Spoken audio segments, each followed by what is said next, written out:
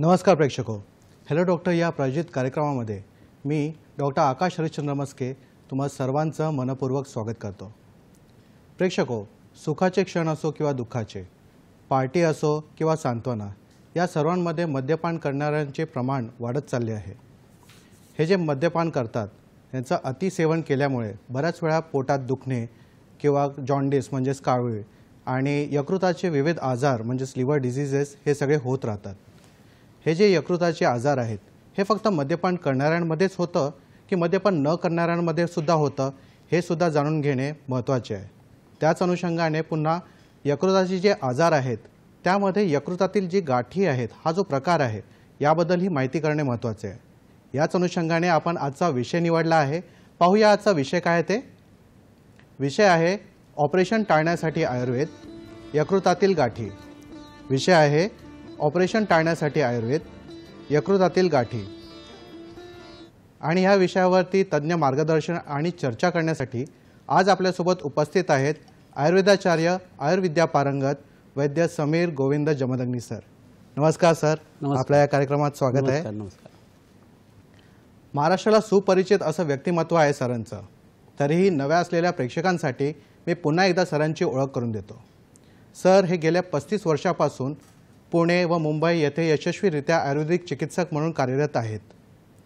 श्री विश्ववती आयुर्वेदिक रुग्णालय कोल्हापूर तसेच Nargis Dutt memorial cancer hospital Barshi येथे सर प्रमुख चिकित्सक म्हणून काम करत आहेत।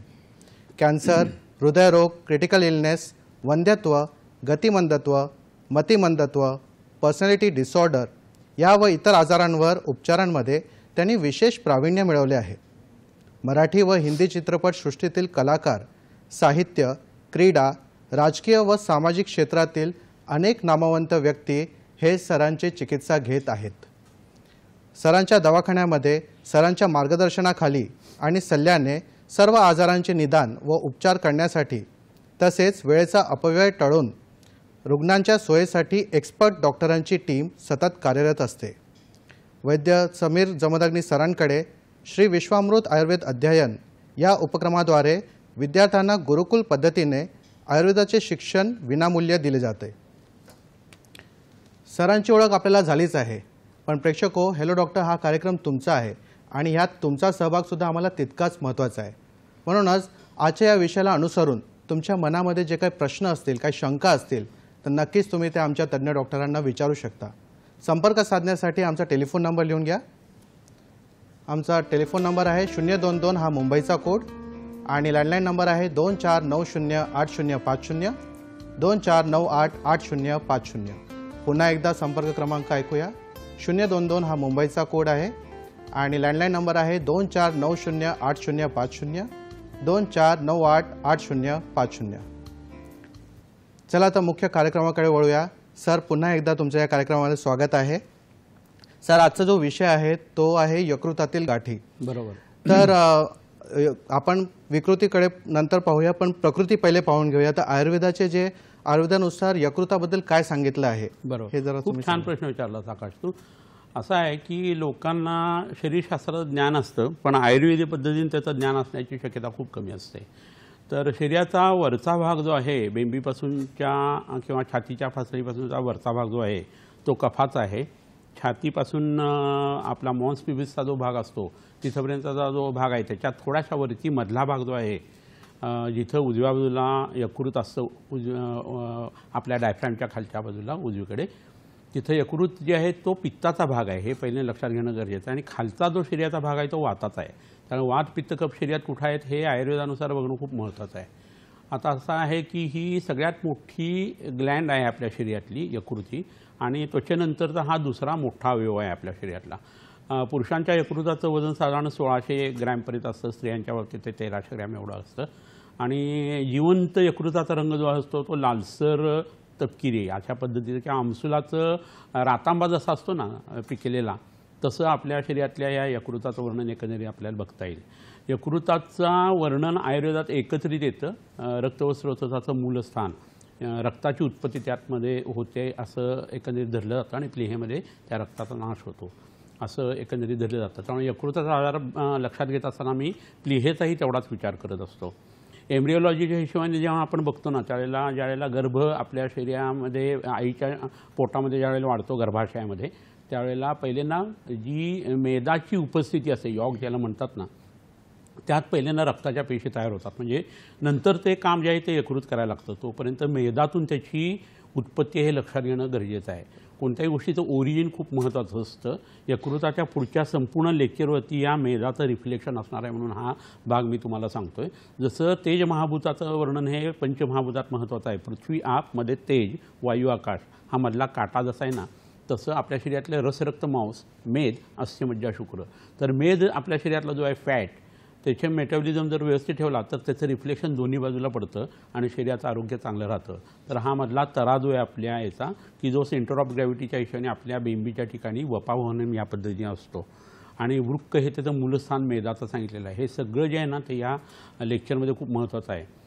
यातल्या बऱ्याचशा टर्मिनॉलॉजी ह्या कशा आहेत संस्कृतमधल्या आहेत परंतु भारतीय लोकांना बराचसा संस्कृत आणि मराठीचा भाग जो आहे तो आयुर्वेदात उपयोगी पडणारा असा असतो.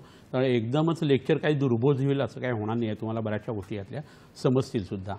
तर रक्ताची उत्पत्ती जी आहे ती यकृतात धरल्याने हा एकच अवयव असा आहे की जो कापल्यानंतर पुन्हा पहिल्यासारखा वाढतो. बोट कापल्यानंतर किंवा इतर कोणता अवयव कापला तर तो पहिल्यासारखा पुन्हा वाढत नाही. तर हे फार महत्त्वाचं जे प्रकरण आहे ते यकृताच्या बाबतीत तुम्हाला लक्षात घ्यायला लागतं. आता यकृताच्या ठिकाणी गाठी असं म्हटलं ना की त्यात ॲप्सेस होऊ शकतो. ॲमिबिक ॲप्सेस हा इंडियन लोकांना खूप कॉमन असायचा पूर्वीच्या काळी. पण आता हेल्थ अवेअरनेस आणि सोशल अवेअरनेस आल्याकारणानं लोकांना काय होतं की पाणी जे आहे ते उकळून घेणं वगैरे हे सगळं जमतं. अन्यथा वारीमध्ये वगैरे आम्ही ज्यावेळेला 40 वर्षापूर्वी जायचो त्यावेळेला सगळ्या गोष्टीसाठी एकच पाण्याची बाटली वापरली जायची. तर त्यांनी फिकोरोटने खूप इन्फेक्शन्स होतात.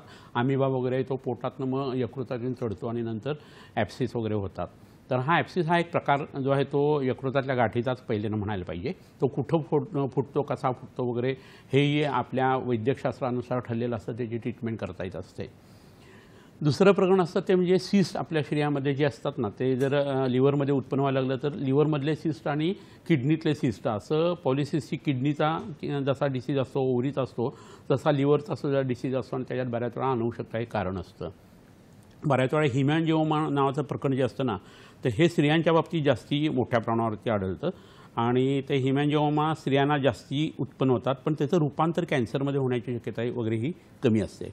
आणि बऱ्याच वेळा असं होतं की क्लिपेल टिनोनी नावाचा एक सिंड्रोम जो आहे तो त्याच्याबरोबरीने बऱ्याच वेळा आढळतो आणि हे प्रकरण स्त्रियांना जास्ती दिसतं.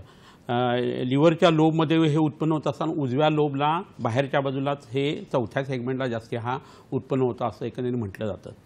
बिनाईन ट्यूमर जे असतात त्याचा धोका काही नसतो पण मॅलिग्नंट ट्यूमर जे आहेत त्याचा विचार करायला लागतो. मॅलिग्नंट ट्यूमर शरीरामध्ये यकृतात स्वतःच्या पॅथॉलॉजीन तयार होणं हा एक प्रकार असतो आणि शरीरातला इतर ठिकाणचा कॅन्सर जो आहे स्पेशली कोलॉनचा कॅन्सर आहे पॅनक्रियाचा आहे लंगचा आहे तो तिथं पटकन पसरतो आणि तो लाईफ थ्रेटनिंग असू शकतो. तर आपल्या ह्या गाठी ज्या आहेत यकृतात तयार झालेल्या ह्याचा सगळ्याचा विचार ह्या पद्धतीने आपण करत असतो आणि हे करताना त्या गाठींची संख्या किती आहे आकार किती मोठा आहे त्याचं स्थान कोणतं आहे वाढण्याचा प्रकार पटकन वाढणं असा आहे का हळूहळू वाढणं असं आहे ह्या सगळ्या गोष्टी ज्या आहेत ना त्यात ब्लड व्हेसल्स किती इन्व्हॉल्व झालेली आहेत पित्तवाहिनी त्यांनी दाबली गेली आहे का ह्या सगळ्या गोष्टीचा विचार करून त्याचं ऑपरेशन करायचं का नाही करायचं वगैरे ह्या गोष्टी ठरत असतात.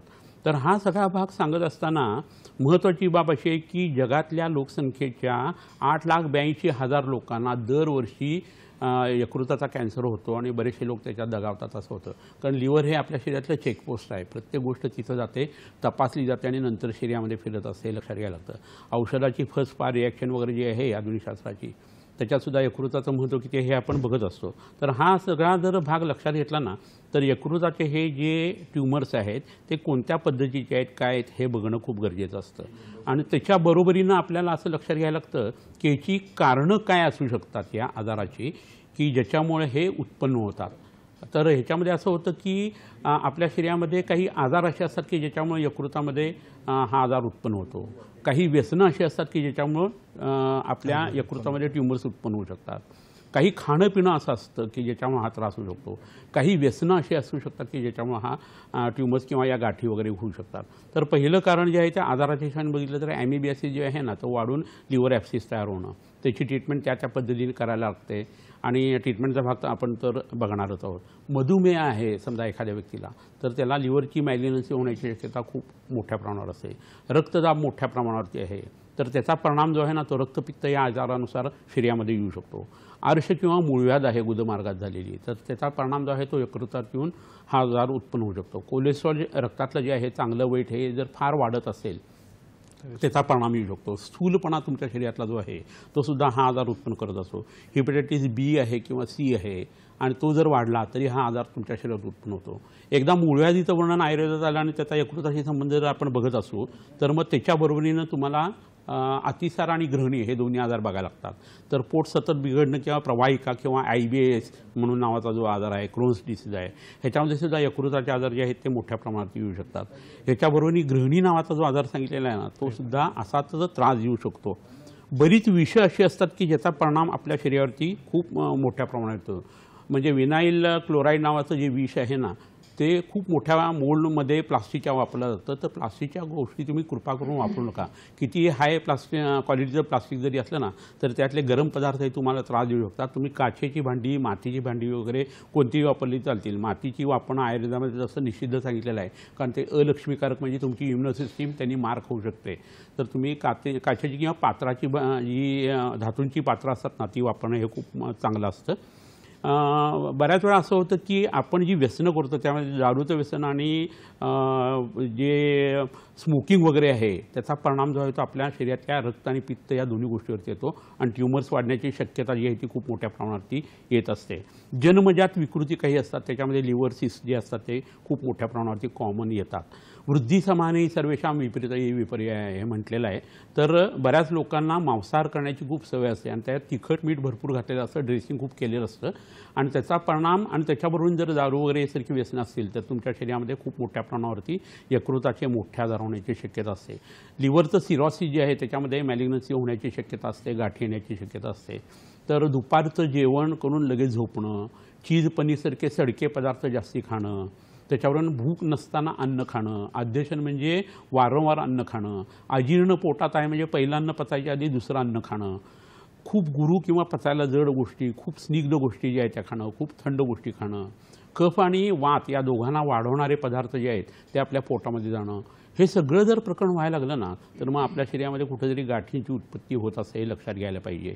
आणि त्या गोष्टीचा विचार करूनच आपल्याला लक्षणांचा जो विचार आहे ना तो करायला लागत असतो. पण ह्याच्यामध्ये पेस्टिसाईडसारखे पदार्थ आहेत समजा आणि ते जर तुम्ही पोटामध्ये भाजीतून वगैरे तुमच्या पोटामध्ये जात असतील किंवा हार्मोन्सचे बदल होत आहेत, मेनोपॉजचं वय तुमचं आलेलं आहे किंवा तुमचं वय 50च्या पुढं गेलेलं आहे, तर अशा वेळेला ह्या शरीरामध्ये गाठी उत्पन्न होण्याची शक्यता जी आहे ती वाढत असते. आपल्या शरीरात रोज 300 ते 400 कॅन्सरच्या सेल्स तयार होत असतात आणि जीवनशक्ती त्याला बरोबर कॉम्पेन्सेट करत असते आणि आपण त्यातनं मुक्त होत असतो. पण हे ज्या वेळेला आपल्याला जमत नाही त्यावेळेला मग शरीरामध्ये अशा गोष्टी ज्या आहेत त्या वाढायला लागतात. एस्पेशली यकृताच्या बाबतीत हे व्हायला लागलं तर मग प्रकरण हे धोकादायक होऊ शकतं. तर मग हे असं झाल्यानंतर एकदम पॅनिक होऊन बऱ्याच गोष्टी केल्या जातात आणि त्यात निर्णय चुकतात.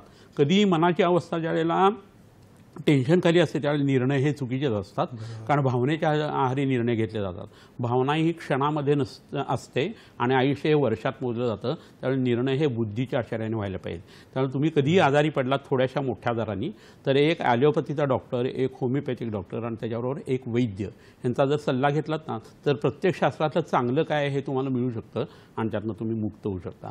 तर हा थोडक्यात पहिला प्रस्तावनेचा भाग झाला की ज्याच्या आधारे आपल्याला पुढचं लेक्चर जे आहे ते वेगळ्या पद्धतीने सांगायचं आहे आणि त्याचा तुम्हाला उपयोग होणार आहे. धन्यवाद सर, खूप छान माहिती दिलीस. प्रेक्षक हो, सरांनी आपल्याला यकृताच्या जे कारण आहे, यकृताच्या आजाराचे कोणकोणते कारण आहे आणि यकृताचं जे शारीरिक स्वरूप आहे ते सुद्धा खूप छान पद्धतीने आपल्याला सोप्या पद्धतीत सांगितलेलं आहे. सर आपल्यासाठी नेहमीच काही आरोग्यदायी टिप्स आणतात. ते टिप्स कोणते आहेत पाहूया, पण एका छोट्याशा विश्रांतीनंतर. कुठेही जाऊ नका, पाहत राहा तुमचा आवडता कार्यक्रम हॅलो डॉक्टर.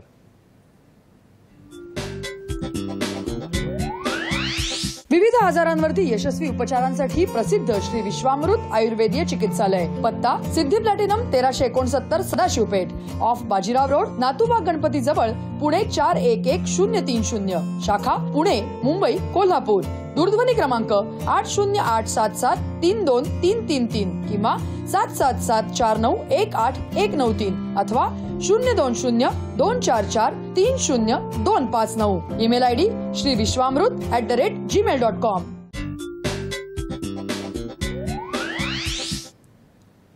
तर ब्रेकनंतर तुमचं पुन्हा स्वागत आहे. सरांनी आपल्यासाठी काही आरोग्यदायी टिप्स आणलेले आहेत, ते पाहूया आपण कोणते आहेत ते टिप्स. Tip number 1. लहान मुलांचे कृमी जंत जाण्यासाठी 4 वावडिंगाचे दाणे कुटून घेऊन त्यात 30 मिलीलिटर पाणी घालावे. उकळून 10 मिलीलिटर उरल्यानंतर गाळून दिवसातून 3 ते 4 वेळा द्यावे. असे 1 महिना केल्यावर जंत होण्याची खोड जाते. नाक खाजवणे, झोपेत दात खाणे हे बंद होते. टिप नंबर 2 बघूया आपण काय आहे ते. अल्सरेटिव्ह कोलायटिस, क्रॉन्स डिझीज आणि जुनाट आव यामुळे शरीरातील B12 हे जीवनसत्व जे आहे, विटॅमिन B12 ह्याची कमतरता आणि रक्ताल्पता झाल्यास सूर्यास्ताच्या जेवणापूर्वी बिल्वावलेह हे औषध अर्धा ते 1 चमच 3 महिने घ्यावे. सरांनी आपल्यासाठी खूप छान असे आरोग्यदायी टिप्स आणलेले आहेत, त्यांचा तुम्ही नक्कीच वापर करावा अशी मी आशा बाळगतो. सरांनी आपल्याला खूप छान पद्धतीमध्ये यकृतातील जे गाठी आहे त्याबद्दलची माहिती सांगितली आहे.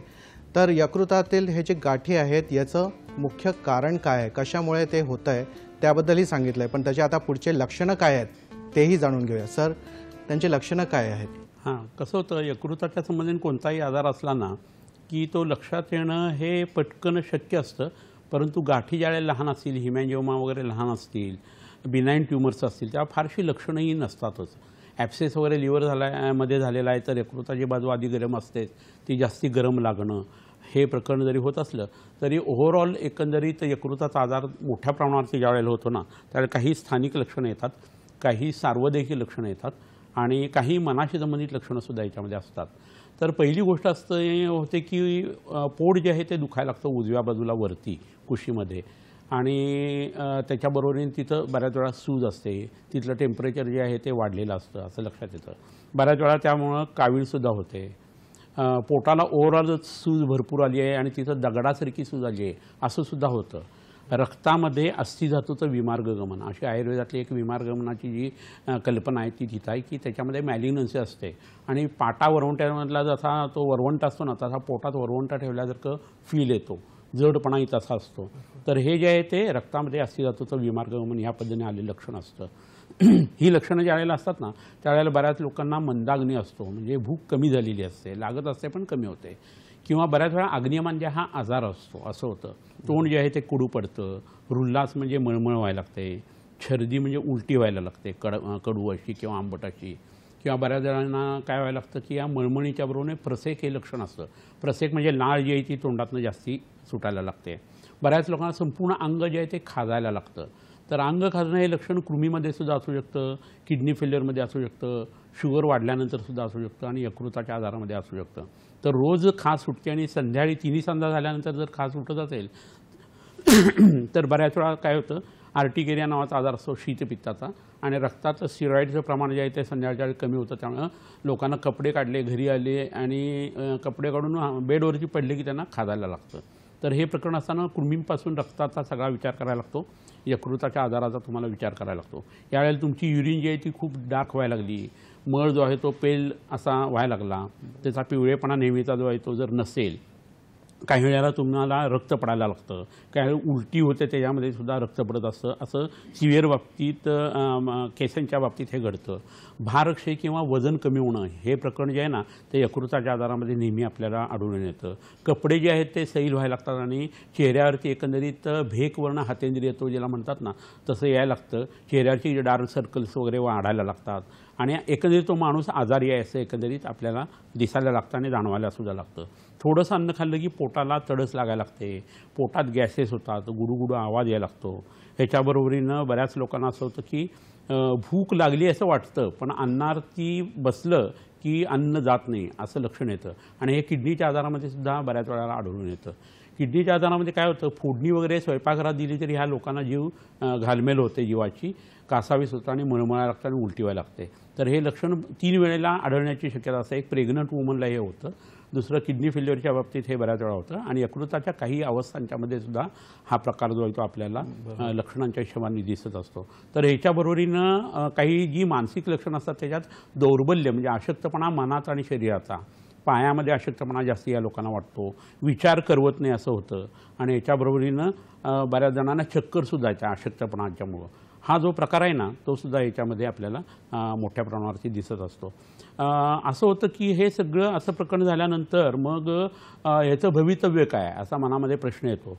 तर मग त्याच्यामध्ये असं होतं की जंतुसंसर्ग जर वाढत गेला या गाठींच्यामध्ये, किंवा त्या गाठी वाढायला लागल्या आणि त्याचं प्रेशर जर पडायला लागलं आपल्या पित्ताशयावरती की पित्ताशयाच्या नलिकेवरती, तर मग ऑब्स्ट्रक्टिव्ह जॉन्डिस जे आहे ते होऊन तब्येत आणखी बिघडू शकते. ह्याच्याबरोबर बऱ्याच वेळा रक्तवाहिन्या आतल्या ज्या आहेत हिमॅन्जिओमाच्या फुटणं असंही प्रकरण होतं. मॅलिग्नंट जे आहे गाठी ज्या आहेत त्यासुद्धा फुटू शकतात आणि अनावस्था प्रसंग येऊ शकतो.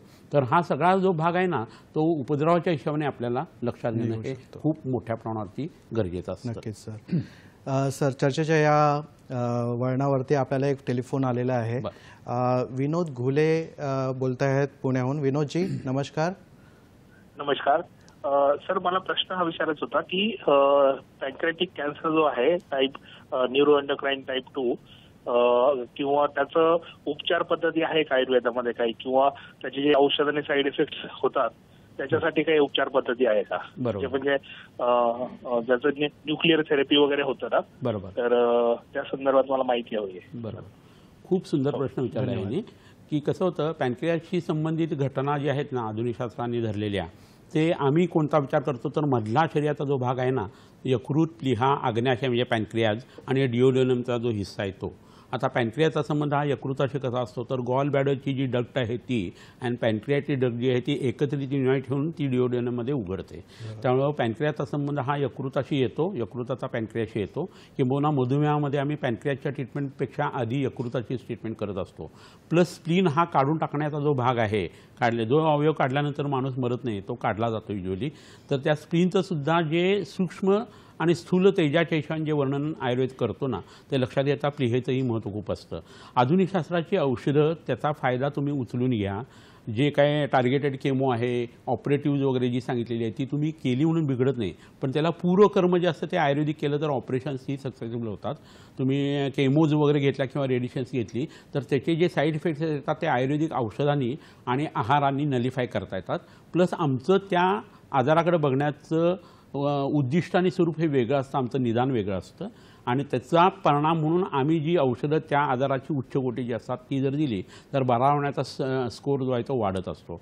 तर त्यामुळे मी पहिल्यांदा जसं वर्णन केलं तसं कोणत्याही आजारासाठी तुम्ही तिन्ही पॅचींचा विचार करा आणि त्यातलं चांगलं जे आहे ते जर तुम्ही घ्यायला लागलात तर निश्चितपणे तुम्हाला त्याचा फायदा होण्याची शक्यता असते. तर आधुनिक शास्त्राच्या औषधांचा साईड इफेक्ट येऊ नये, फायदा व्हावा, आयुर्वेदिक निदानानुसार त्याचं औषध पोटात जावं, आणि ही दोन्ही औषधं एकत्र गेले म्हणून बिघडत नाही. डॉक्टर लोक हे तुम्हाला सांगणार नाही त्याचं कारण त्यांचा आयुर्वेदाचा अभ्यास असत नाही. वैद्याला ह्या सगळ्याच पॅथींचा विचार जो आहे तो त्याच्या अभ्यासक्रमात करायला लागत असतो. तर ते मॉलिक्युल्स असतात, त्यांची मोड ऑफ ॲक्शन वेगळी आहे, आणि आपली क्रूड मेडिसिन्स असतात आणि अन्न असतं त्याची ॲक्शन ही वेगळी असते. तर हे लक्षात घेऊन जर तुम्ही विचार केला ना तर त्याचा तुम्हाला त्रास होण्याची शक्यता नसते. आणि कोणताही डॉक्टर असू दे, वैद्य असू दे किंवा होमिओपॅथ असू दे, तो पेशंटच्या भल्यासाठीच प्रयत्न करत असतो. फक्त ॲक्रोस द टेबल हे बसून कोणी विचार करत नाही. त्यामुळे एखादा रुग्ण तिन्ही पॅथीची औषधं घेत असेल तर त्यांचे मोड ऑफ ॲक्शन्स हे वेगळे असतात. शरीराची हॅरेसमेंट होत नाही ना हे प्रत्येक वैद्य, होमिओपॅथ आणि डॉक्टर बघत असतो, आणि पेशंटसुद्धा सुज्ञ असतो, त्यालाही ते समजत असतं. हल्लीचा काळ हा पूर्वीच्या काळासारखा राहिलेला नाही आहे. आत्ताचे सगळे रुग्ण जे आहेत त्यांचे गुण जे आहेत ना ते आयुर्वेदामध्ये जसे सांगितलेले आहेत, आढ्योरोगी भिषगोष्ठ्या ज्ञापक व सत्वानपी, तसे भिषगोष्ठ, ज्ञापक आणि सत्वान असे रुग्ण असल्याकारणानं तो प्रॉब्लेम फारसा येत नाही. तर तुम्ही नक्की जरूर जवळच्या वैद्याकडे जा आणि आयुर्वेदाची जी काही माहिती आहे त्याच्यानं तुमच्या आजाराच्या रुग्णाच्या आजाराच्या बाबतीत तुम्ही तपासून घ्या ती, आणि त्या पद्धतीने त्याचा प्रयत्न सुरू करा. साधारण 3 महिने औषध गेली की मांसापर्यंत औषध जातं. पहिला 1 महिना रसामध्ये, दुसरा महिना रक्तामध्ये आणि तिसरा महिना मांसामध्ये औषध जातं. रक्त आणि मांसातून उत्पन्न होणाऱ्या या गाठी असतात आणि त्याच्यावरती निश्चित परिणाम चांगला आहे की नाही समजायला लागतं. वर्ण सुधारतो, भूक लागायला लागते, पोट साफ व्हायला लागतं, हलकेपणा यायला लागतो आणि बऱ्याच वेळा रुग्ण आपल्याला हा आजार आहे हे विसरायला सुरुवात होते, म्हणजे मनावरती परिणाम येतो. हे जर व्हायला लागलं ना तर आपली गाडी बरोबर रुळावर आहे असं समजायचं आणि त्याच्यानुसार पुढची ट्रीटमेंट तुम्ही त्या वैद्याकडनं घेऊ शकता. तर हा जो भाग आहे ना तो लक्षात घेणं गरजेचं आहे. आता ऑपरेशन करण्याची गरज केव्हा पडते हे बघणं खूप गरजेचं आहे. तर ऑपरेशन केव्हा जास्ती करायला लागतं यकृताच्या गाठीच्या बाबतीत, तर गाठीची संख्या जर खूप मोठी असेल तर तुम्हाला यकृताचा बराचसा भाग त्याच्यामध्ये नष्ट होण्याची शक्यता असते. तर तुमची LFT नॉर्मल असेल तर तुम्हाला त्यातल्या मोठ्या गाठी काढता येत असतात. दुसरं प्रकरण असं असतं की त्या गाठींचा दबाव जर मोठ्या रक्तवाहिन्यांच्यावरती किंवा पित्तवाहिन्यांच्यावरती पडत असेल तर मोठी कावीळ होऊ शकते. त्याच्यासाठी तुम्हाला हा प्रकार जो आहे तो ऑपरेशनचा बऱ्याच वेळा करावा लागत असतो. गाठीचा आकार हा साधारण 5 सेंटीमीटरपेक्षा जास्ती असेल ना तर कॉन्झर्वेटिव्ह ट्रीटमेंट करून त्याचा परिणाम चांगला येण्याची शक्यता खूप कमी असते आणि त्यामुळे त्यावेळेला ऑपरेशन हा एक मार्ग असू शकतो. वेदना अतिशय तीव्र आहेत, कावीळ झालेली आहे, त्याच्यामध्ये उचक्या लागलेल्या आहेत किंवा लिव्हर ॲप्सेस झालेला आहे आणि सेप्टिसिमिया पायमियासारखी लक्षणं यायला लागलेली आहेत. पेशंट शॉकमध्ये जातो, रक्त त्याचं कमी होतं आहे, ब्लीड सुरू झालेला आहे किंवा रक्तस्राव कुठं होतो आहे. असं जर असेल ना तर ऑपरेशन करणं हे बऱ्याच वेळा करणं हे खूप गरजेचं असतं. पण हे करत असताना सुद्धा तुम्हाला पूर्वकर्म काही करता येत असतं आयुर्वेदाच्या हिशोबाने की जे केल्यानंतर ऑपरेशन सक्सेसफुल होण्याची शक्यता ही खूप चांगली असते आणि ते लक्षात घेणं हे सुद्धा खूप गरजेचं असतं. तर आता प्लॅन सर्जरी ज्या असतात त्या थंडीच्या दिवसात कराव्यात. विसर्ग काळामध्ये अग्नी चांगला असतो, शरीराचं टिश्यू जे आहे ते पुन्हा रिजनरेट पटकन होतं. ओलं खोबरं जे आहे ते माफक प्रमाणामध्ये पोटात घ्यायला पाहिजे. त्रिफळा, कैशोर, अमृता गुग्गुळसारखे गुग्गुळ तुम्ही पोटात घ्यायला पाहिजेत. पुरुष जर असाल तुम्ही तर ब्रह्मचर्याचं पालन करणं गरजेचं आहे. रात्री 10 ते 2ची झोप तुम्हाला खूप उपयोगी आहे, जर तुम्ही लवकर झोपायला पाहिजे. दुपारी झोपायची सवय नसेल तर तुम्ही बिलकुल झोपू नका. ग्रीष्म ऋतूमध्ये लहान मुलं, म्हातारी माणसं, आजारी माणसं जे आहेत ना त्यांना झोपणं हे दुपारच्या वेळेला चालतं. पण इतर लोकांनी जर तसं केलं तर कफ आणि पित्त वाढतात आणि त्याचे त्रास तुम्हाला होऊ शकतात. ह्याच्या बरोबरीनं तुमच्या शरीरातलं रक्त चांगलं राहण्यासाठी आणि रक्तातलं ऑक्सिजनचं प्रमाण वाढण्यासाठी तुम्ही प्राणायाम करू शकता. त्याच्यामध्ये अनुलोम विलोम आणि भ्रामरी हे खूप उपयोगी पडतात. सर्वांगासनासारखं आसन जे आहे ते तुम्ही करा. शंख मुद्रा करा, महावेदबंध, महाबंध, भ्रामरी आणि त्याच्याबरोबरीनं खेचरी मुद्रा वगैरे जे आहे ना ते हळूहळू तुम्ही शिकून घ्या. तर ह्या सगळ्या गोष्टींचा उपयोग तुम्हाला ऑपरेशनच्या आधी जर केलात तर खूप चांगल्या पद्धतीने तुम्ही त्यातनं बाहेर पडू शकता. मॅलिग्नन्सी असेल तर तीही कमी होऊ शकते. बिनाइन ट्युमरचा काही प्रश्नच येत नाही. तर ह्या पद्धतीने जर तुम्ही वागणूक ठेवली आणि पोस्ट ऑपरेटिव्ह ह्या जर गोष्टी केल्या ना तर त्याचा निश्चित तुम्हाला चांगला फायदा होऊ शकतो. प्रेक्षको, चर्चा रंगत आली आहे. आपण ही चर्चा पुढे नेऊयाच, पण सरांनी आपल्यासाठी अजून काही आरोग्यदायी टिप्स आणलेले आहेत. ते कोणत्या आहेत ते पाहूया, पण एका छोट्याशा विश्रांतीनंतर. कुठेही जाऊ नका, पाहत राहा तुमचा आवडता कार्यक्रम हॅलो डॉक्टर. विविध आजारांवरती यशस्वी उपचारांसाठी प्रसिद्ध श्री विश्वामृत आयुर्वेदीय चिकित्सालय. पत्ता Siddhi platinum 1369 Sadashivpeth, off Bajirao road, Natubag Ganpati जवळ, पुणे 411030. शाखा पुणे, मुंबई, कोल्हापूर. दूरध्वनी क्रमांक 8087732333 किंवा 7774918193 अथवा 02024430259. Email ID shriviswamrut@gmail.com.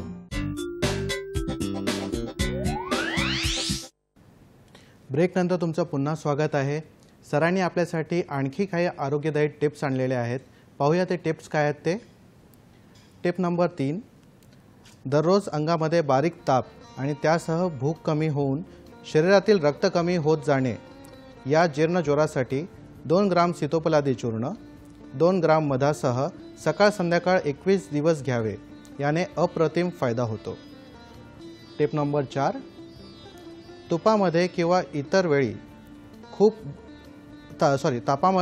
इतर वेळी खूप बडबड करणारे रुग्णास खाली दिलेल्या औषधाचे चूर्ण सम प्रमाणात घेऊन सकाळ संध्याकाळ 10 ते 3 ml काढा 2 वेळा द्यावा. औषधी चूर्ण कोणकोणती ते पाहूया.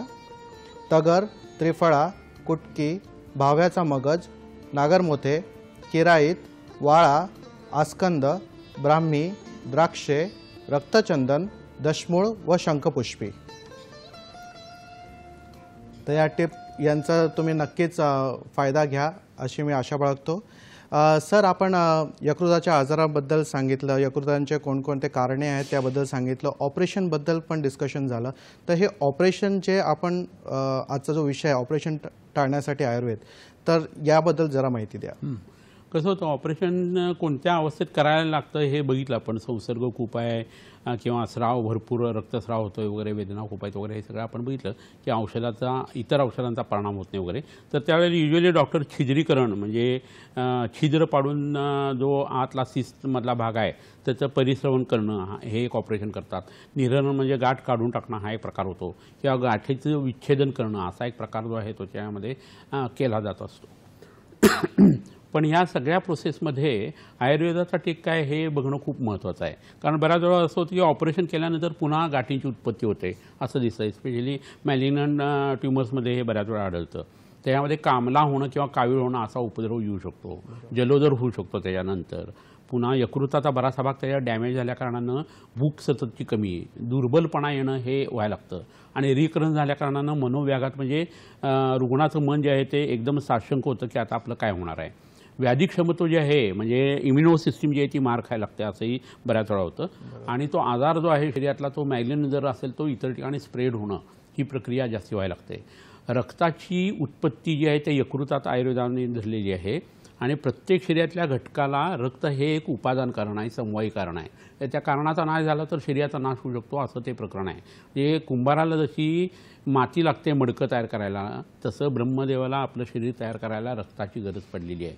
आणि त्या रक्ताचं मूलस्थान जर यकृत असेल तर यकृताचे कोणतेही आजार आणि ऑपरेशन्स ज्यावेळेला फेल जातात त्यावेळेला त्याचा जीवारचा प्रसंग त्याच्यावरती येतो. रक्तम जीव इति स्थिती असं म्हटलेलं आहे. हे लक्षात घेतलं तर मग आयुर्वेद इथं काय करू शकतं हे बघणं खूप महत्त्वाचं आहे. तर रसातून रक्ताची उत्पत्ती होते हा एक भाग आहे.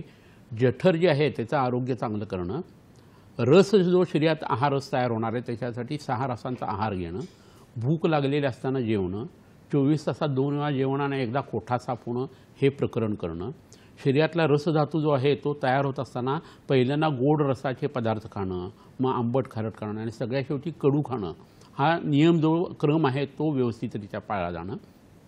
शरीरातला आपलं लिम्फॅटिक जी सिस्टीम आहे त्यातला जो लिम्फ आहे तो आणि आपल्या शरीरातलं रक्त हे सगळं प्रकरणांची जर गोळाबेरीज केली तर साधारण 9 ते 10 लिटर पाणी आपल्या शरीरात आहे. तर आपण पाणी कसंही कुठलंही केव्हाही कशातूनही पितो. तर ते पाणी जे आहे ते सिद्ध जल तुम्ही घ्यायला पाहिजे. तर तुमचा रस आणि रक्त बदलायला लागलं तर तुमच्या शरीरातल्या गाठी ज्या आहेत त्याच्यावरती त्याचा परिणाम येणार आहे. आयुर्वेदामधलं सांगितलेलं आगध तंत्र जे आहे त्याच्यामध्ये रक्तामध्ये आणि मांसामध्ये जेव्हा विष जातं तेव्हा अर्बुद किंवा गाठीची उत्पत्ती सांगितलेली आहे. तर ही टॉक्सिकॉलॉजी आयुर्वेदाची जी आहे ना त्यातली औषधं इतकी उपयोगी पडतात कॅन्सरसाठी. पॅनक्रियाचा कॅन्सर असू दे किंवा यकृताचा कॅन्सर असू दे किंवा एलिमेंटरी कॅनॉलचा असू दे, खूप चांगल्या पद्धतीने त्याचा विचार करून औषध देता येत असतात. हा प्रकार घडणं गरजेचं आहे. आणि ज्यावेळेला तुम्ही हा प्रकार तुमच्या खाण्यापिण्या वागण्यात ठेवायला लागता तेव्हा स्वभाव परम वाद म्हणून एक सांगितलेलं आहे. तुम्ही जे अन्न खाता त्यातनं शरीरातले नवीन घटक जे आहेत ते चांगले तयार होणार आहे. खराब खाल्लं तर खराबच परंपरा चांगली राहणार आहे, तशीच राहणार आहे. आणि जर तुम्ही चुकीचं न खाता हळूहळू ते बदलून चांगलं खायला लागलात तर तुमच्या शरीरातले घटक चांगले होणार आहेत. हा आजार एवढा भयावह आहे की याच्यामध्ये काही वेळेला लिक्विड कॅन्सरमध्ये तासाला पॅथॉलॉजी बदलत असते. तर तुम्ही जवळच्या वैद्याच्याकडे जाऊन चांगलं खाणं पिणं वागणं ह्याच्यासाठी काय असतं, आजार जाण्यासाठीचं हे प्रत्येक व्यक्तीचं वेगळं असतं. आजाराचं स्वरूप एक जरी असलं तरी ते तुम्ही करून घ्यायला पाहिजे. तर तुमच्या शरीरातल्या गाठीही कमी होणार आहेत आणि ऑपरेशनची तुम्हाला कदाचित गरजसुद्धा पडणार नाही आहे. त्यामुळे वाईट गोष्टी सोडताना चांगल्या गोष्टी जर घ्यायला लागलात तर त्याचा परिणाम खूप चांगला येतो. एकदम ॲब्रप्टली सोडून काही गोष्टींचा उपयोग होत नाही. आता दारू एखादा माणूस पितो आणि जर कमी करायचं असेल तर एकदम थांबवलं तर भयावह लक्षणं त्याच्या मनावरती आणि शरीरावरती येऊ शकतात.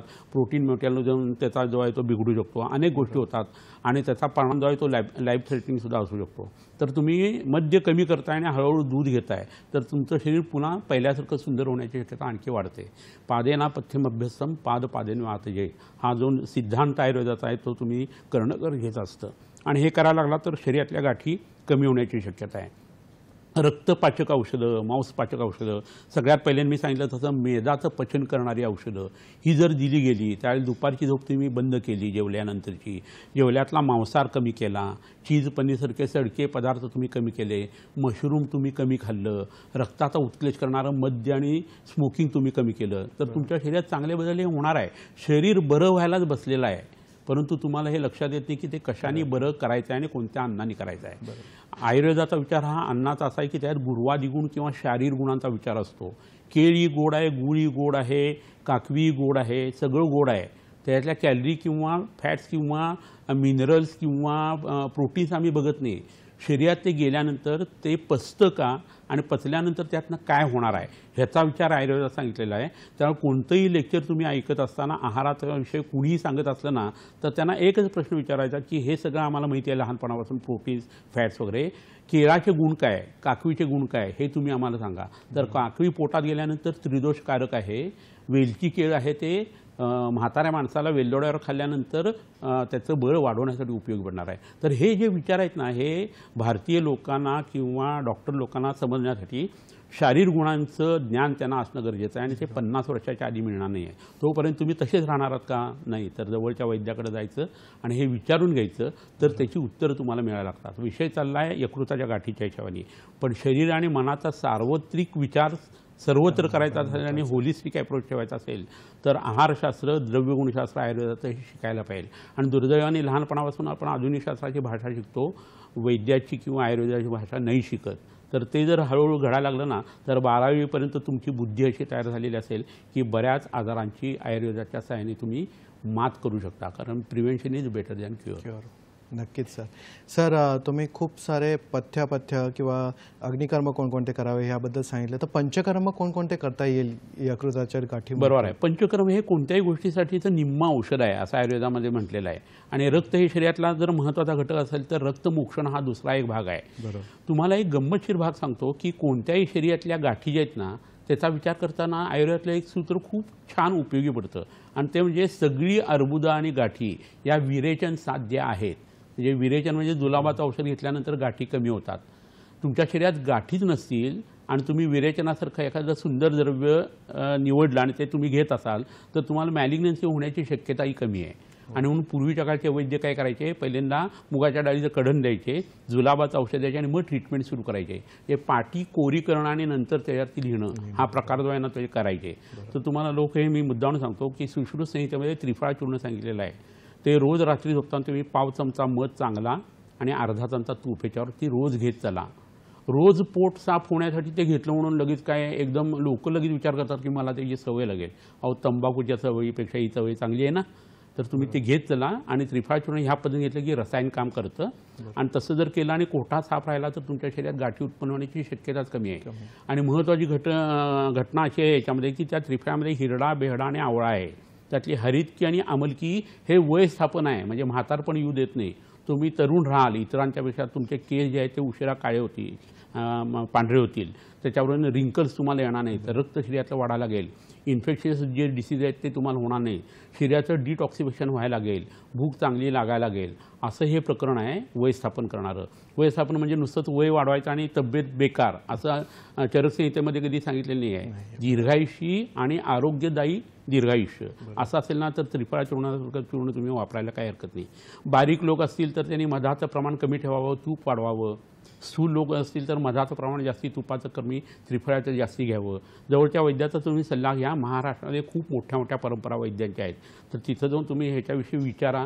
आणि हे एक साधं प्रकरण जरी केलं ना तरी तुमच्या शरीरातल्या आणि यकृतातल्या गाठी ज्या त्या कमी होण्याची शक्यता वाढेल.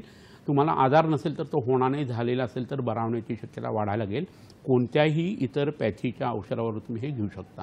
तर ह्याचा माझ्या मते तुम्ही उपयोग करून घेणं गरजेचं आहे. बस्तीचाही असाच विचार असतो. त्याचं पूर्वकर्म, प्रधान कर्म आणि त्या व्यक्तीची प्रकृती लक्षात घेऊन आपण जर बस्तीचा वापर केला तर ह्या आजारासाठी त्याचा निश्चित फायदा होतो. एस्पेशली दुर्वा, अक्रोड, दशमूळ आणि ओली गुळवेल यांचा काढा करून त्याच्यात दूध घालून जर बस्ती दिले गेले तर एलिमेंटरी कॅनलशी संबंधित जे कॅन्सर्स आहेत ते, लिव्हरची मॅलिग्नन्सी, फुफ्फुसातली जी मॅलिग्नन्सी आहे ती, पॅनक्रियाशी संबंधित जो कॅन्सर आहे त्याच्यासाठी खूप चांगला परिणाम येतो. आणि हे पौष्टिक असल्याकारणानं तुमचं जेवण जात नसेल तरी तुमची जीवनशक्ती जी आहे ती काम करायला लागते. मनामध्ये नवीन उन्मेष आणि उत्साह यायला लागतो आणि आता मी बरा होईन ही एक आशा जी आहे ती जागृत व्हायला लागते. आणि मनाची ताकद ही खूप मोठी असते. तर इतर आजारांचा आणि औषधांचा जो भाग आहे तो तुम्हाला चांगल्या पद्धतीने कसा लागू पडेल आणि लक्षणं आजारांची कशी कमी होतील यासाठी ही पद्धती चिकित्सा खूप उपयोगी पडण्याची शक्यता असते. नक्कीच सर, फार सुंदर माहिती दिली सर तुम्ही चिकित्साबद्दलची. प्रेक्षको, आपण चिकित्साबद्दल अजून जाणून घेऊया, पण सरांनी आपल्यासाठी नेहमीसारखं एक औषधी वनस्पती काही आणलेले आहेत. ते कोणत्या वनस्पती आहेत, त्याच्याबद्दलची माहिती काय आहे ते जाणून घेण्याचं कुतूहल मलाही आहे, तुम्हालाही असेलच. पण जाणून घेऊया एका छोट्याशा विश्रांतीनंतर. कुठेही जाऊ नका, पाहत राहा तुमचा आवडता कार्यक्रम हॅलो डॉक्टर. विविध आजारांवरती यशस्वी उपचारांसाठी प्रसिद्ध श्री विश्वामृत आयुर्वेदीय चिकित्सालय. पत्ता Siddhi platinum 1369 Sadashivpeth, off Bajirao road, Natubag Ganpati जवळ, पुणे 411030. शाखा पुणे, मुंबई, कोल्हापूर. दूरध्वनी क्रमांक 8087732333 किंवा 7774918193 अथवा 02024430259. Email ID श्रीविश्वामृत@gmail.com.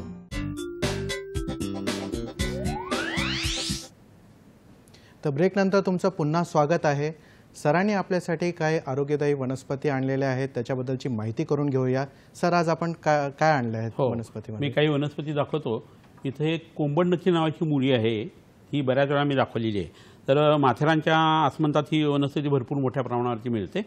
इथं ऑप्टिकल रोटेशन जे आहे ना, ते सोन्याच्या पाण्यासारखं आहे, पण ह्याच्यात सोनं कुठेही नसतं. हे उगाळून पोटात घेणं आणि यकृताच्या बाजूला लेप करणं असंही करता येतं. कोंबडनखीची जर पानं मिळाली तर ती, आणि फन वनस्पती जी आहे राजहंस जिला म्हणतात ती, या दोघांच्या पानांचा रस जो आहे ना, तो इकोमेडिसिनसारखा लागू पडतो आणि यकृतातल्या गाठी कमी होण्यासाठीचा खूप जबरदस्त उपयोग होतो. तुम्हाला एक गोष्ट या लेपाच्या बाबतीत सांगतो की मेंदूमध्ये कुठेतरी ब्लिडिंग झालेला आहे तर वेखंड, हळद आणि बांबू शूटचा लेप आपण करत असतो.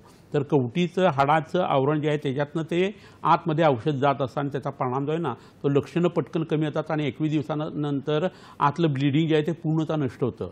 पॉन्स किंवा मेडुला ऑब्लिंगाटाच्या ठिकाणी जे ब्लीड असलेले जे लोक असतात ना, त्यांना क्रेनियोटॉमी करून जेव्हा उपयोग होतो त्यावेळेला या गोष्टीचा उपयोग होतो. तर वाटताना ही हास्यास्पद वाटणारी गोष्ट आहे, पण ह्याचा प्रयोग जर तुमच्या रुग्णांच्यावरती करून बघितला तर तुम्हाला हे लक्षात येईल. तसंच हे लेपाचं प्रकरण आहे. त्वचेमध्ये भ्राजक पित्त नावाची एक डायजेस्टिव्ह फायर आहे आणि ती मांसातून आणि त्वचेतून ते औषध जे आहे ते आत खेचून घेते. रोमरंध्रातून ते औषध जे आहे ते आतमध्ये जातं आणि त्याची ॲक्शन होत असते. Route of administration of drug, प्रत्येक तोंड असं आयुर्वेदने धरलेलं नाही आहे. त्वचेला औषधं लावून सुद्धा काही गुण येतात. तर पोटाच्या आजारासाठी पुन्हा एक वनस्पती इथं मी तुम्हाला दाखवतो. ही ब्रह्मदंडी नावाची वनस्पती आहे. हिला उत्कटारी असं सुद्धा म्हणतात आणि शुक्रशोधन गणामध्ये ही वनस्पती सांगितलेली आहे.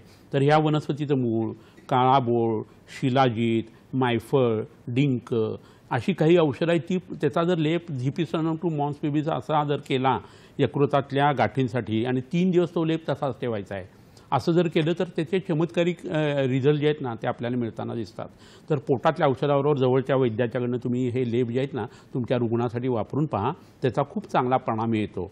तर ह्या पद्धतीचे जे विचार आहेत आयुर्वेदातले ते लोकांना कल्पना नसते. लेपानी काय होणार आहे असं तुम्हाला वाटतं, पण ते काय होतं ते शरीर ठरवतं आणि वैद्य ठरवतोय. तुम्ही त्याचा वापर करून घेण्याचा प्रयत्न करायला पाहिजे. तर एक चिकित्सेचं नवं दालन जे आहे ते याच्यात उघडू शकतं. इथं दुसरी एक गोष्ट आहे आणि ती म्हणजे अडुळसा नावाची ही वनस्पती आहे, वासा. तर या वनस्पतीचं ओलं अंग हे जे आहे, पानं किंवा मूळ वगैरे जे आहे ते फलत्रिकादी काढा नावाचा एक काढा आयुर्वेदात सांगितलेला आहे. पांडुरोग अध्यायामध्ये तो आलेला आहे संहितेमध्ये. फलत्रिका, अमृता, वासा, तिक्ता, भूनिंब, निंबज असं ते त्याच्यातले घटकद्रव्य आहेत. ह्याच्यामध्ये त्रिफळा चूर्ण आहे. वासा म्हणजे ही वनस्पती आहे.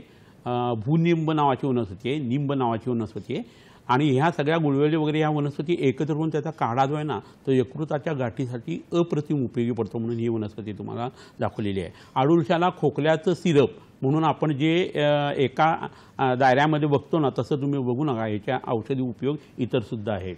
दुसरी वनस्पती इथं जी आहे ती कडुलिंब, तुम्हाला सगळ्यांना माहिती असेल. तर कडुलिंबाचं पानं रोज 2-3 सकाळी घ्यायची आणि त्यावर हळद जी आहे, ओली हळद घ्या, म्हणजे कंद आहे तो सुकून तुम्ही तो वापरा. शिजवलेले हळकुंड वापरू नका. असं रोज सकाळी तुम्ही घेत चला तर त्याचा परिणाम म्हणून तुम्हाला पिवळे धमक, कोठा साफ होणारे जुलाब असे व्हायला लागतील. शरीरातल्या प्रत्येक बॉडी फिजिओलॉजीला ह्याचा उपयोग होतो. वर्षा ऋतूमध्ये फक्त याचा वापर करू नका. बारीक लोकांनी त्याचा वापर कमी मात्रेमध्ये करा, पण प्रत्येकाने याचा वापर करा. तर तुमचं यकृताचं आरोग्य, तिथल्या गाठी हे कमी व्हायला झपाट्याने सुरुवात होईल. इथं दुसरी एक गोष्ट तुम्हाला मी दरवेळी दाखवतो ती आहे आणि ती म्हणजे ह्या जलौका. तर ह्या जळवा तुम्ही बघितलेल्या असतील आतमध्ये, तर त्या यकृताच्या बाजूला लावणं, नाभीच्या आसमंतात लावणं, पाठीला लावणं, अशा पद्धतीने जर दूषित रक्त जर आपण शोषून घ्यायला सुरुवात केली तिथली, तर 1 स्क्वेअर फीट एरियातलं रक्त जे आहे ते शुद्ध होण्याची शक्यता वाढायला लागते. पोटातल्या औषधांचा आणखी परिणाम यायला लागतो आणि यकृतातल्या गाठी कमी येतात. तर जवळच्या वैद्यांना हाही प्रयोग तुम्ही करणं खूप गरजेचं आहे. ह्याच्याबरोबरीनं अग्निकर्म नावाचा जो भाग असतो तो या सोन्याच्या सळीने तुम्ही करू शकता. ही पुढं सोन्याची सळी दिसते तुम्हाला. तर यकृताचा आसमंत बेंबीच्या चारी बाजूला 1-1 अंगुळावरती, अंगठ्यावरती आणि पाठीच्या विशिष्ट ठिकाणी जर अग्निकर्म केलं गेलं, विद्धकर्म केलं गेलं तर त्याचा परिणाम जो आहे तो गाठी कमी होण्यासाठी यकृताच्या होत असतो. तर ह्याचाही वापर तुम्ही जवळच्या वैद्याच्याकडनं करून घेणं खूप गरजेचं आहे. दुसरी एक वनस्पती तुम्हाला सगळ्यांना माहीत असलेली आहे ती म्हणजे कोरफड. तर या कोरफडीचं मूळ जे आहे ना ते हिमॅन्जिओमासाठी एस्पेशली स्त्रियांना जो उत्पन्न होणारा हा आजार आहे आणि यकृताच्या ठिकाणी ज्यावेळेला होतो ना त्यावेळेला याचं मूळ जे आहे ते अप्रतिम उपयोगी पडतं. पोटामध्येही ते देता येतं आणि कंदाच्या स्वरूपात सुद्धा ते तुम्हाला लावता येत असतं. तर याचाही वापर तुम्ही करून घेणं हे गरजेचं आहे. त्याच्याबरोबरीनं आणखीन एक वनस्पती मी इथं तुम्हाला दाखवतो ती म्हणजे भूम्यामलकी नावाची वनस्पती. तर यकृताची संबंधित गाठी आहेत, फुफ्फुसावरती त्याचा परिणाम झालेला आहे, दम लागतोय, हृदयाचा आकार जो आहे तो वाढीला लागलेला आहे. अशा वेळेला भूम्यामलकीसारखं दुसरं औषध नाही.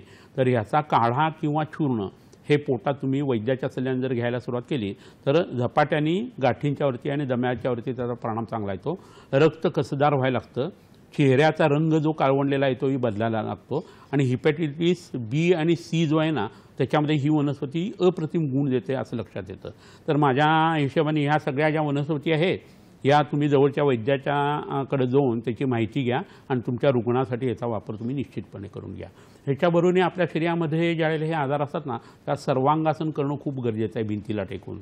कपालभाती प्राणायाम जर केला तर मोठ्या गाठी हळूहळू छोट्या होतात हे दिसतं. भ्रामरी केल्यानंतर मेंदूची मोटर आणि सेन्सरी जी स्किल्स आहेत ती वाढायला लागतात अवयवांच्या हिशेबाने. आणि ह्याच्याबरोबरीनं जर तुम्ही कपालभातीच्या बरोबरीनं जर तुम्ही इतर बंध बांधायला सुरुवात केली, शंखबंध तुमच्या यकृतासाठी खूप उपयोगी आहे. महाबंध, महावेदबंध जो आहे तो तुम्हाला खूप उपयोगी पडतो. भ्रामरी प्राणायामाच्या बरोबरीने तुम्ही खेचरी मुद्रा जर लावायला लागलात तर त्याचा तुमच्या शरीरासाठी खूप उपयोग होतो आणि यकृताच्या गाठीसाठी निश्चितपणे या सगळ्या गोष्टींचा तुम्हाला वापर करून घेता येतो. तर ह्या बऱ्याचशा गोष्टी तुमच्या हातातल्या आहेत. वैद्य त्याचं काम करणार आहे, डॉक्टर त्याचं काम करणार आहे, पण आपल्या हातात आहेत त्या गोष्टी तरी आयुर्वेदाच्या हिशोबाने आपण नीट करतोय ना हे बघणं हे खूप गरजेचं आहे. आणि तिथं आपल्या यशाची गुरुकिल्ली राहिलेली असते आणि ती आपल्याला उचलायला पाहिजे आणि ते कुलूप खोलायला पाहिजे. नक्कीच खूप सुंदर अशी माहिती सांगितली आहे सर तुम्ही. सर आमच्या प्रेक्षकांना जाता जाता असं काही निरोप तुम्हाला द्यावासा वाटेल यकृताची काळजी घेण्यासाठी काय काय करायला पाहिजे? पहिली म्हणजे 40 नंतर प्रत्येक व्यक्तीने एक भुक्त राहावं. ज्या वेळेला हा आजार उत्पन्न होण्याची शक्यता असते त्यावेळेला संध्याकाळी फक्त दूध प्या किंवा भाजकं खा आणि ते सूर्यास्ताच्या आधी खा. दुपारचं एक वेळचं जेवण जे आहे ते 6 रसांचा आहार घ्या म्हणजे डेफिशियन्सी होणार नाही. माफक व्यायाम करा, निसर्गाच्या सानिध्यात राहा आणि शक्य तितकं केमिकल्स किंवा प्लास्टिक वगैरे या गोष्टी आणि व्यसनं याच्यापासून दूर राहा. आजार झाला तर त्याचं निराकरण करण्यासाठी पहिल्या दिवसापासून सगळ्या पॅथीचा वापर करा, एस्पेशली आयुर्वेदाचा वापर करा. तर तुमचं जीवन जे आहे ते सुफल आणि संपूर्ण होऊ शकतं, कारण आयुर्वेद हा आयुष्याचा वेद आहे. खूप सुंदर माहिती दिली. तर प्रेक्षक हो, सरांनी फार सुंदर माहिती खूप सोप्या पद्धतीमध्ये आपल्याला सांगितली आहे की यकृतातील गाठी कोणकोणत्या प्रकाराने उद्भवतात, त्याचे कारणे काय आहेत आणि त्याच्यावरती चिकित्सा कशी करावी आणि आयुर्वेदाद्वारे ऑपरेशन कसे टाळता येईल. सरांसोबतच्या या चिकित्सेनंतर सरांसोबतच्या या चर्चेनंतर आपल्या मनामध्ये आजच्या या विषयाला अनुसरून जे काही प्रश्न असतील त्याच्याबद्दल तुमचे नक्कीच समाधान झालं असेल अशी मी आशा बाळगतो. सर, आज आपण इथे आलात, आमच्या प्रेक्षकांच्या प्रश्नांची उत्तरे दिलीत आणि त्यांच्या मुलाचे मार्गदर्शनही केले. या सर्वांसाठी मी प्रेक्षकांतर्फे आणि सह्याद्री वाहिनीतर्फे तुमचा आभार मानतो. धन्यवाद सर. नमस्कार. तर प्रेक्षक हो, वेळ झाली आहे तुमची रजा घेण्याची. पुन्हा भेटूया एका नव्या विषयासह तुमच्या आवडत्या कार्यक्रमामध्ये ज्याचं नाव आहे हॅलो डॉक्टर. तोपर्यंत हसत राहा, स्वस्थ राहा, मस्त राहा. धन्यवाद.